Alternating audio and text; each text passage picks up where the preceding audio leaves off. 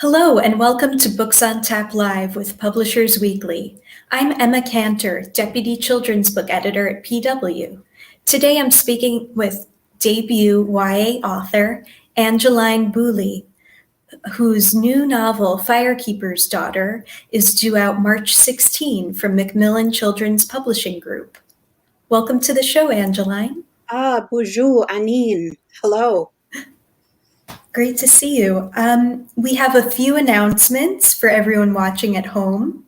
We're giving away a limited number of galleys of Firekeeper's Daughter. You can enter for a chance to win at publishersweekly.com/Boulley.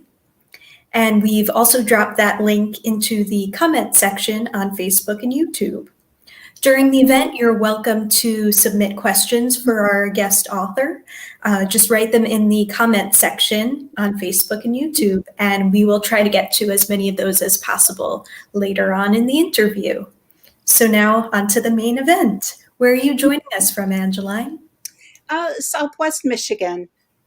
So it's beautiful, and if you hear any waves, I apologize if the lake is very wavy today. So I'm right on Lake Michigan. A nice sense of ambiance. Your book is set in Michigan as well. Yes. It's where I grew up, and I went to school downstate. My parents raised us not on the reservation, but we would go back every summer or for funerals. And so my tribe is in the Upper Peninsula in Sault Ste. Marie, Michigan, and that's where the story is set. So tell us a bit about the inspiration for this novel. Well, Indigenous Nancy Drew really sums it up. So as a kid, I loved reading. My mother took us to we would walk to the library a couple times a week in the summertime, and I would just read everything I could get. And I loved mysteries. I loved thrillers. And then as I got older, just darker stories.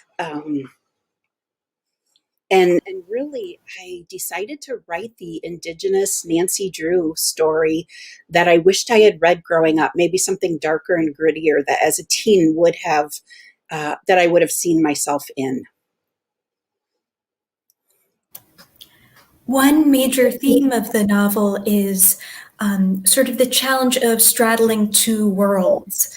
And that comes into play for your heroine, who is biracial, and she has two very strong grandmother figures. Could you talk a bit about that? Well, they say write what you know. And, I am biracial. I'm Ojibwe, and I have a Native father and a non-Native mom. And, I've always known I'm Anishinaabe, I'm Ojibwe. And, but I've always been, I'm light skinned, and I wasn't raised on the reservation. So I always had this sense of not quite fitting in, or not sure of what being Native meant in the context of the hometown where I grew up, school, kindergarten through high school, and then on the reservation or with my grandparents and my cousins in Sault Ste. Marie. And hockey also plays an important role in the novel. Is that a passion of yours? No, actually it's not. I have never played hockey, but my oldest son, Chris, plays hockey, and growing up, taking him to hockey practice and games and that, and living in Sault Ste. Marie, which I did for, a good 15 years. If the social life, the tribe owns a ice rink, which is called Big Bear Arena, Chimakwa. And, if your kids, they either figure skate or play hockey, and that's really the social hub. So it's impossible to live there and not pick up something about hockey. My sports growing up, I ran track, I did basketball and volleyball. And Adonis is very knowledgeable about chemistry as well as traditional medicine. Did you do any special research into those fields? Well, I I did some reading about chemistry. Mostly it's like when you're on the internet and you're doing your research and you just get sucked down into these rabbit holes. And that's the beauty of being a writer is you can follow all of these, well, what would happen if this happened? And has anyone tried to figure this out? And so you just go online and, my internet search is probably really scary, but I think that's true of most creators. Uh, um, and for traditional medicine, really just, listening to the people in my community when they would talk about plants and medicines and healing. So with traditional medicine, yeah, mostly family members and friends and family. I talked to my cousin Sammy and I was like, do you remember any like old timey remedies?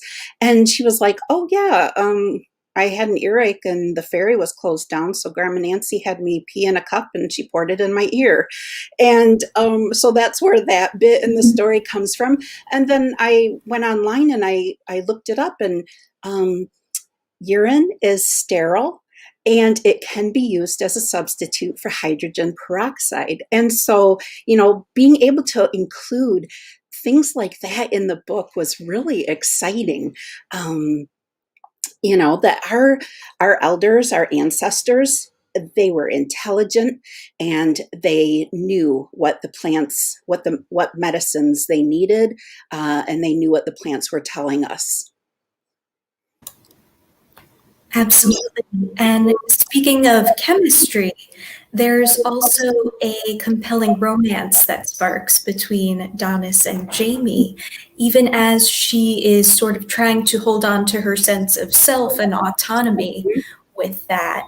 How did you go about building their rapport? Well, this story is 10 years. I worked on drafts for 10 years. And so, really, any variety, my friend Barb calls it a name your adventure or choose your own adventure. That if you want, the montage, the pretty woman montage in the dressing room, pick draft this or this draft. And in some drafts I had where Donna's did not like Jamie and she, she did not want to work with him. And in other ones, drafts I had where his feelings were very different.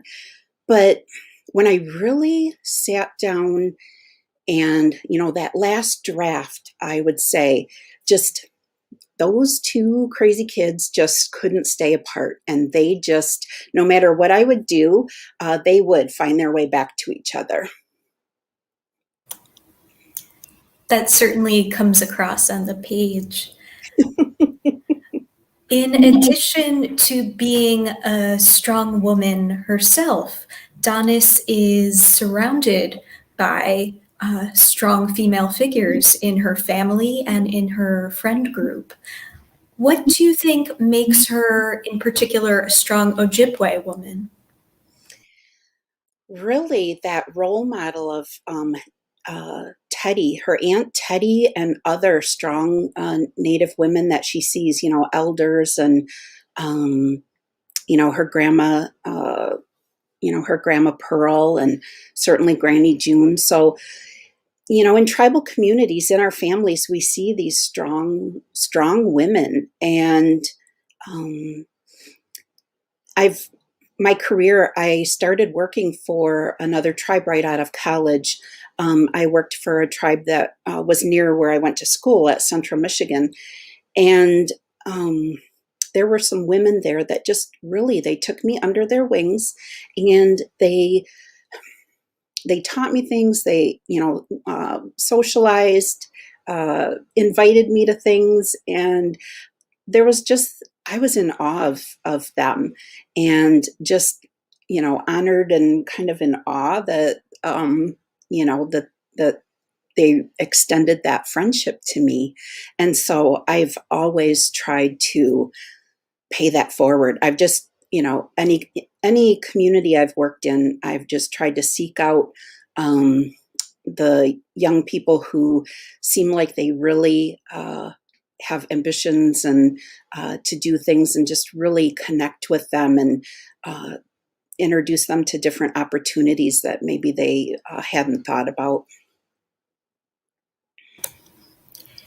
In terms of crafting the thriller aspect of the book, what kinds of plotting did you do in advance? Are you someone who adheres very closely to an outline? Well, in the ideal world, yes. But, after so many drafts, what I do is I outline in Excel. And so one column is like my plot beats and then my main characters and then also a column for the day or time of day, just so I can keep track of who is where and what's happening and make sure that the beats of the story and then each row is a scene and I just uh, you know write the scenes in a Word document, but I'm always referencing that Excel outline. But I don't like to be too, I guess, prescriptive with the outline because my best times of writing are those times where I thought the scene was going to go this way, but then as I'm writing, just this great idea comes to me. And that's where it really feels like maybe the story is bigger than me. And I just have to trust that what needs to be written will be written and just let that just see where it takes me. And some of the best scenes that are in the book I never ever could have planned ahead, but now you know uh, it wouldn't be the same story without it. That's really interesting to hear. Hmm. Law enforcement, both on a local tribal level and federal level, also come into play in the story. And Donis is sort of caught in between those two worlds, and it opens up questions of loyalty and identity for her. Can Sure. you describe your investigation into those aspects? Well, not to be too spoilery, but I was able to learn how to make meth and how to research or how to let's see, the symptom or the telltale signs of a clandestine meth lab. Whoa. And I was able to attend a state police academy, a workshop that they had on making meth, and I was the only non-law enforcement person that was able to attend. And I'm just fortunate that I've been able to, in the course of my research, just meet people. There's a retired FBI agent, and he's Native, and he has so many stories to tell. And so he would be like, "Oh, well, let me put you in touch with my friend so and so, and they're retired IRS agent." And it just, one interview leads to another, leads to more sources, and it just fans out into this whole interesting um, research network that you have going. And I think once people see that you're serious about your writing and certainly that I understand, once they understood that I recognized the responsibility I had to portray realistic instances happening in tribal communities and across the country, really, and particularly in rural America, which a lot of reservations are rural. Once they saw how serious I was and committed to being responsible, and then I think that they were much more forthcoming than initially. For context, this marks your debut novel, and it's already made quite a splash selling in a 12-bidder auction. PW ran a story on it at the time. What has it been like to receive this kind of early attention and buzz for your first book? It's incredible. It's beyond. I've I've always known that this story would get published. I always had that belief that it was a great story and I needed to, do my best job with it. But even I could not have dreamed of, a 12 editor auction. Um, and so, yeah, there's that part it still feels surreal, but I really try to enjoy it because, writing, an author's career is filled with so many ups and downs. If you talk to any author who's been in the business, there are ups and downs, and I don't want to miss out on celebrating the good parts because I'm worried about a future bad thing. I think just be in the moment and enjoy. And so I have. But I also realize too that so much of it is, yes, I'm a good writer, but there are so many excellent writers out there. Yes, it's a great story, but there's so many great stories. Um, and so I think at a certain point, you recognize that you've done, I balance it that I did all of the work that I could possibly do to put myself in a situation where I happened to hit the market at just the right time, where the YA literary market or publishing was looking for a breakout thriller hit with a strong native female protagonist. And so that, our paths aligned at the right time. Absolutely. And how long had you been working on this project before you connected with your agent?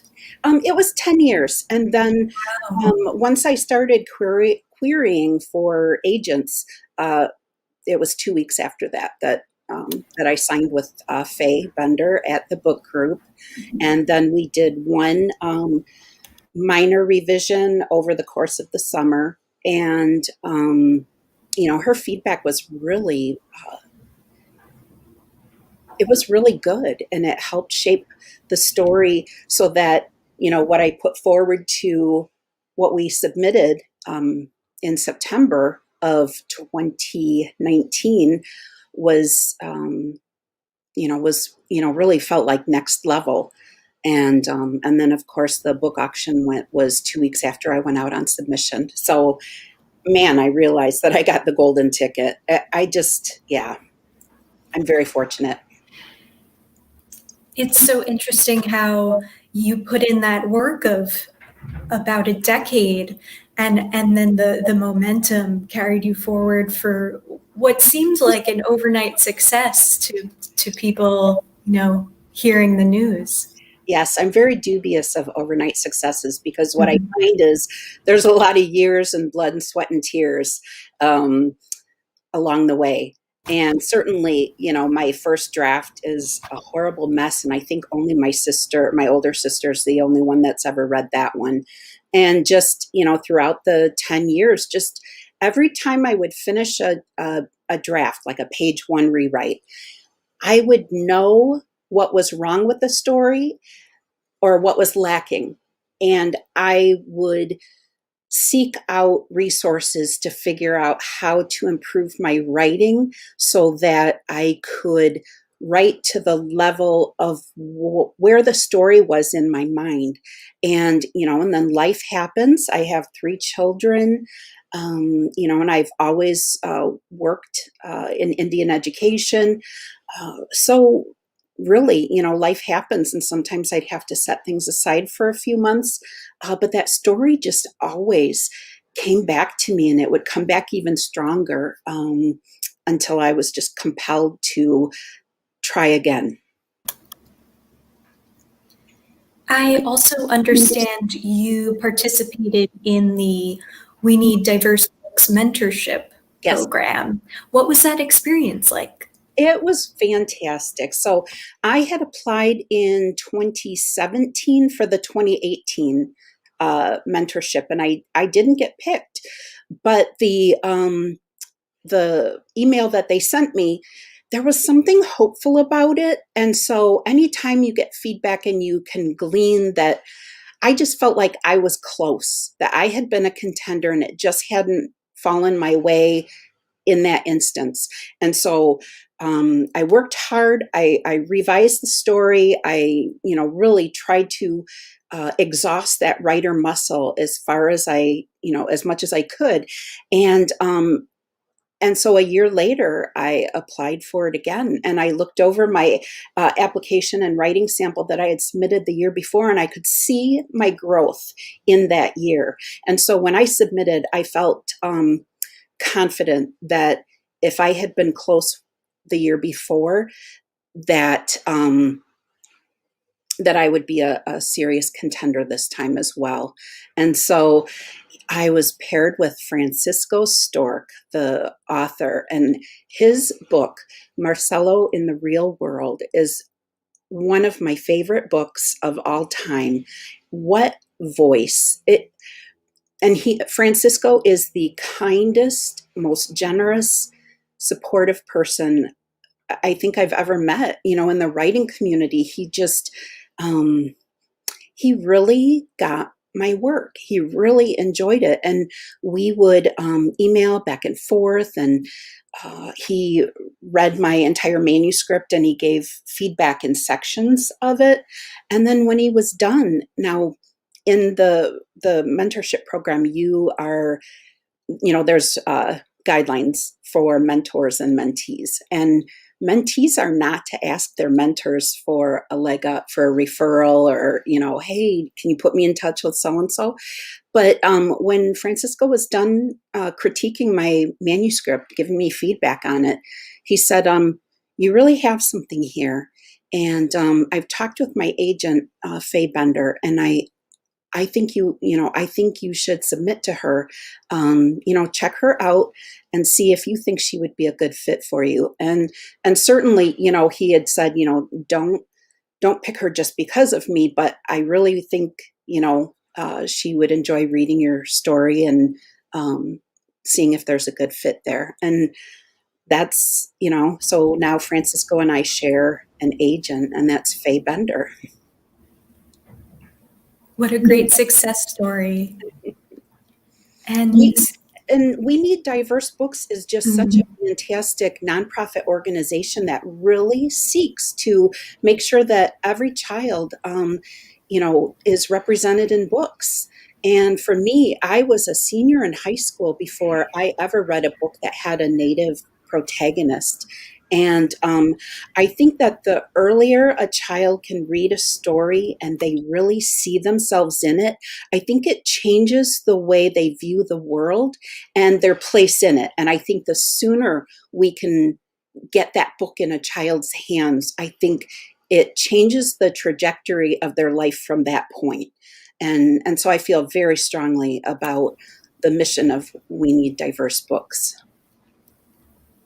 Speaking of that power of representation, earlier this week, illustrator Michaela Goad made history as the first Native American illustrator to receive the prestigious Caldecott. And I see the book has a point of pride on your bookcase. Yes. Oh, I'm backwards. Wonderful. Yes, I met Carol Lindstrom, who wrote the book, at Loonsong Turtle Island, which was the first writers' workshop, retreat, anything that I had ever gone to. And it was for Native American Indigenous writers. And so I met Carol there, and then we reconnected at Quayle, Color of Children's Literature Conference, and she introduced me to Michaela. And so, I was watching those awards, and I just incredibly honored for her, just so proud to know them both. And for Michaela, that artwork is just beyond it's gorgeous. And when the words and the images take the story to a level that, I'm a visual learner, and so I just can't speak more highly of it. I just think it's phenomenal. Really a great day for the children's community. Yep. She's the first native illustrator to win a Caldecott. I'm so happy for her. Your book has drawn comparisons to Tommy Orange's novel, There, to Veronica Mars, and you mentioned Nancy Drew. Mhm. I'm curious, what were some of the other sources of inspiration? Really, it was hard to find comparables for my book when I was starting to query. And your query email to the prospective agents are, you usually state your comps. And it was difficult because I didn't think I fit exactly in the thriller genre. I felt like there was some literary appeal. And so it was really hard. And that's where having an agent is really helpful because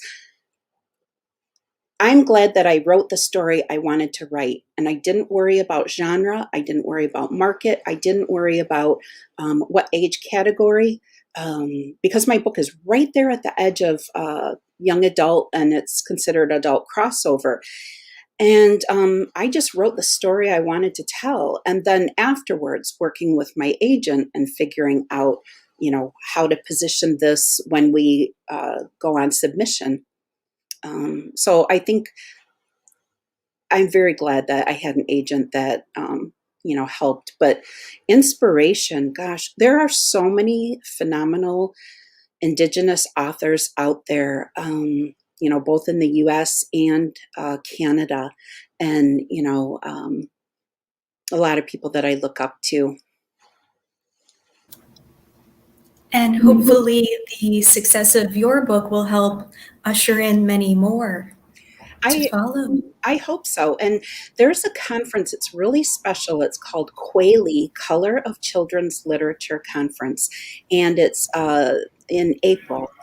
Registration is open for it now, and there are scholarships out there for people who, times are tough. And so if the registration fee, which I think is like 200 or $235, if that registration fee is the only obstacle holding you back, please apply for a scholarship because the resources, the networking, the connections, it's a virtual conference, and so you can.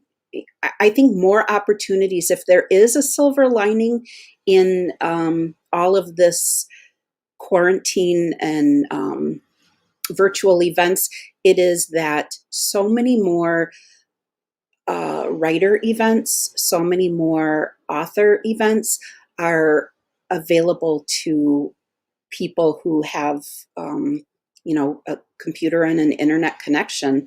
That said, there are still a lot of communities that are really struggling with internet, with broadband and internet. So that's always a struggle too, especially in rural America.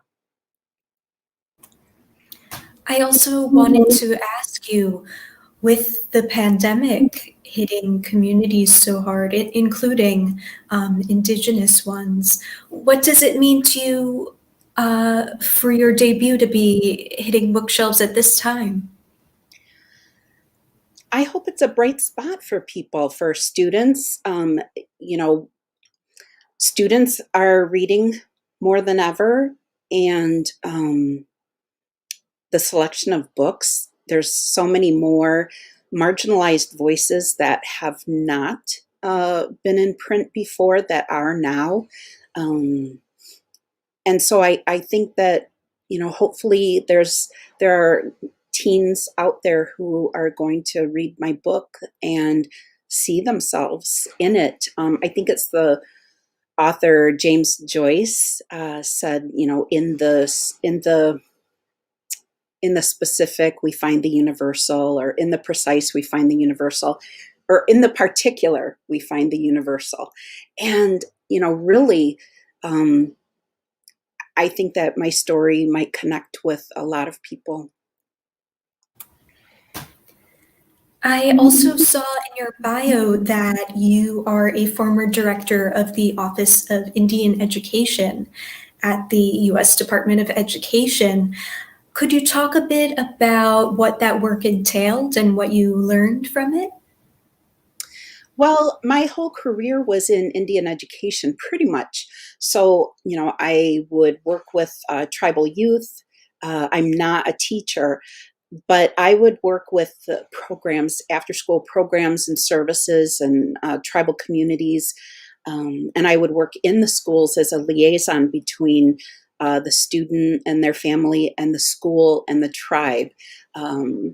Because 92% of Native children and teens attend public schools. Um, and so there's a really great need for more liaison work, more helping schools to do better by Native students and their families.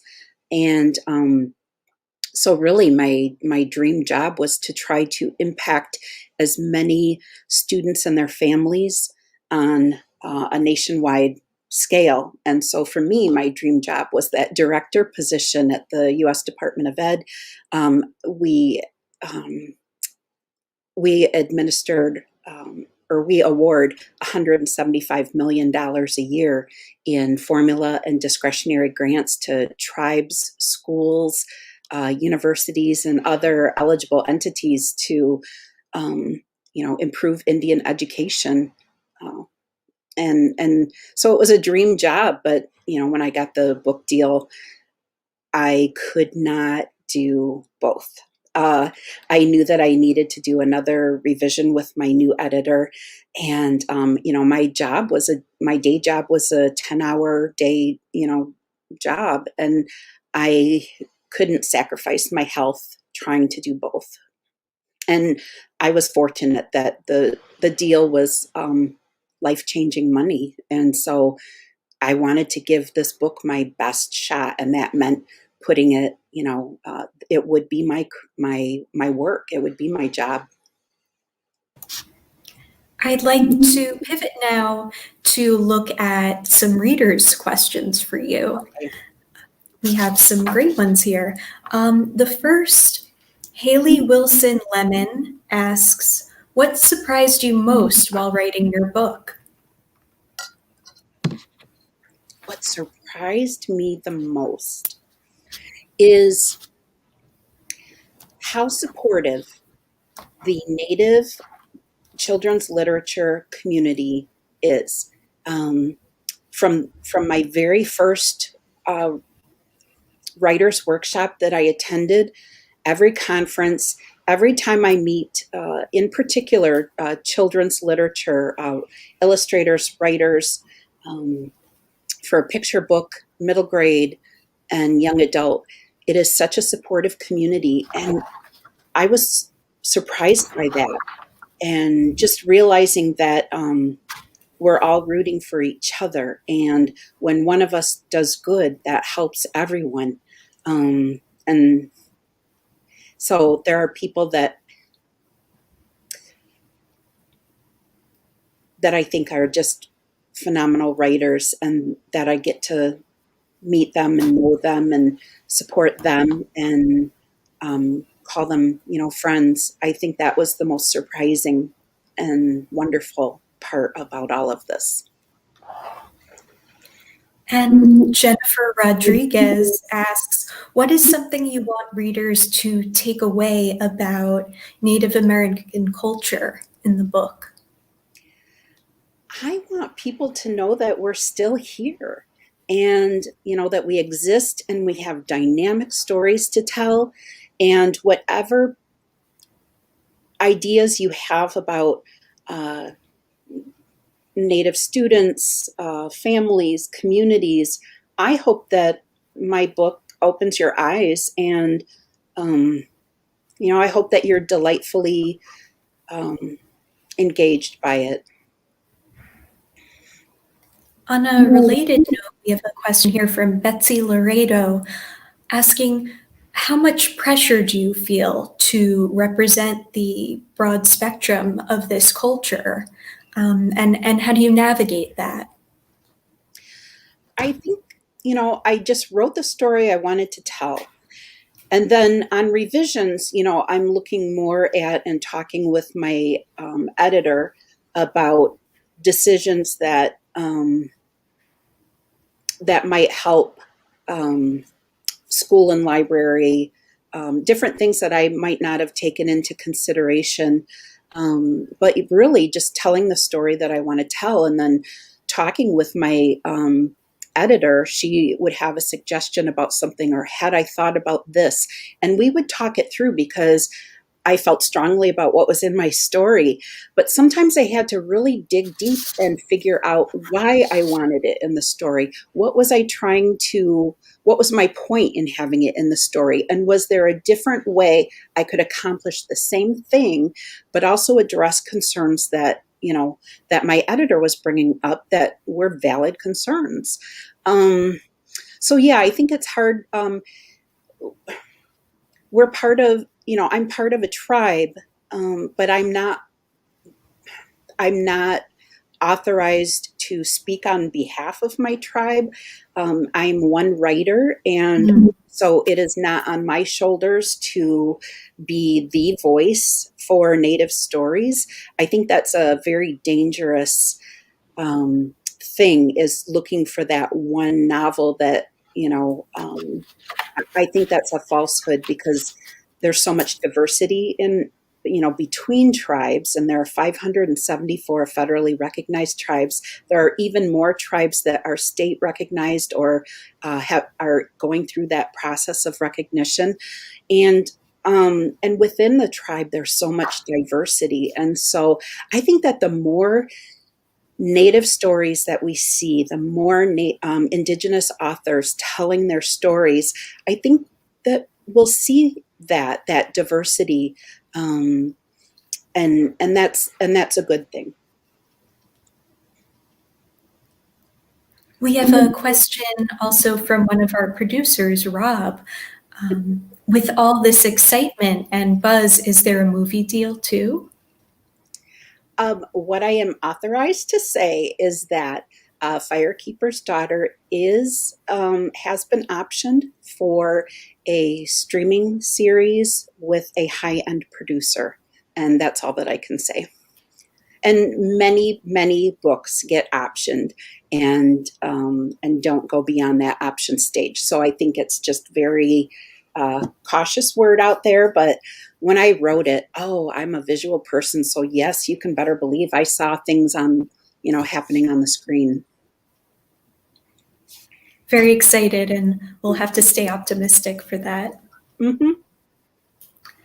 Bronwyn Colley asks sort of a big question. What role do you see books like yours that celebrate specific cultures?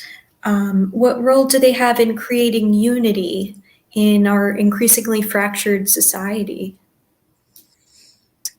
I think that when we get to know someone, we find out that we have more similarities than differences, or we find some point that we can connect on. And so that's the beauty of a story. And so I made deliberate choices in my craft, in writing from Donis's point of view, first person point of view, and present tense. So I wanted to write it in present tense because we are still here.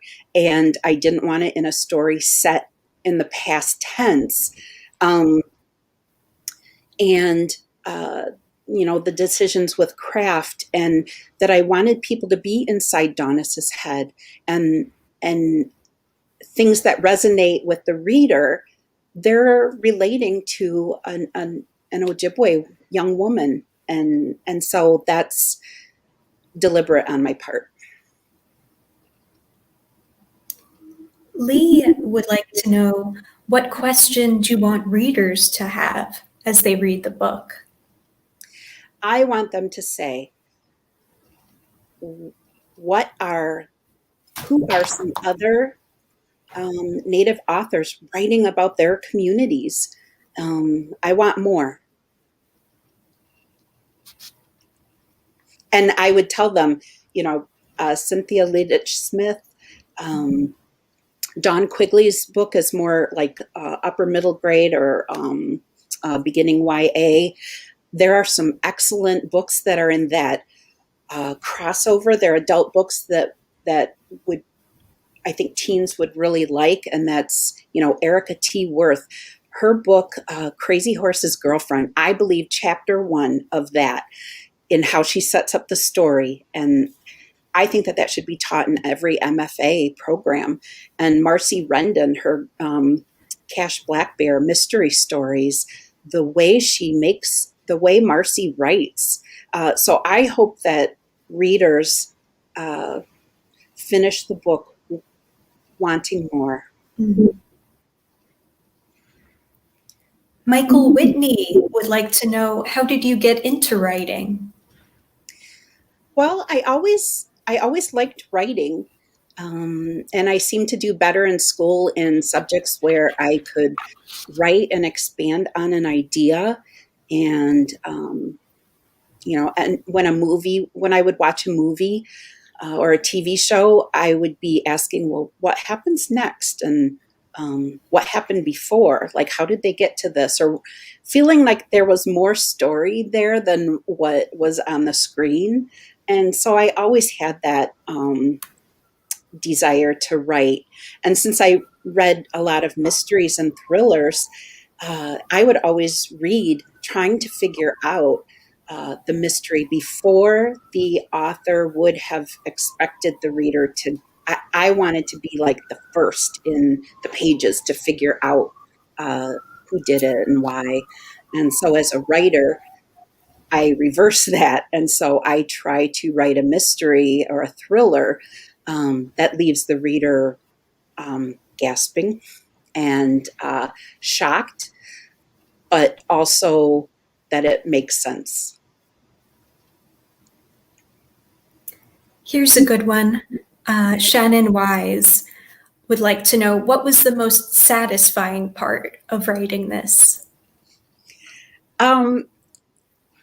It's funny. It's like I would get up at 5 in the morning or 4 in the morning to write for a few hours before I would go to my day job.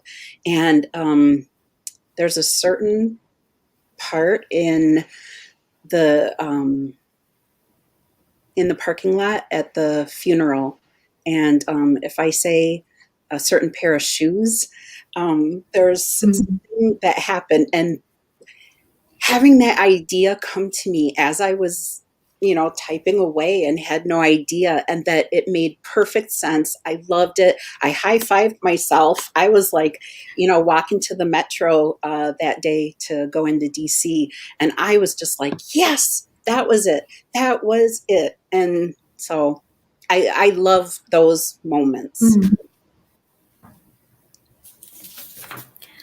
Before we wrap up, I'd like to ask you, what's next? Are you working on anything now? Well, my deal with Macmillan with Holt Books for Young Readers is a 2-book deal. And so I'm working on another book, and that's really all I can say about it right now. Excellent. Well, thank you so much for joining me. This was really wonderful. Thank you. And thank you to everybody that's watching. I appreciate just everyone's support, and it means the world to me. And let's just encourage young people out there to write and tell their stories. And let's do what we can do to support Indigenous authors and illustrators. Way to go, Michaela. Caldecott, that's incredible. So it's a great time to be an Indigenous creator. Wonderful. Thank you again. Mm-hmm.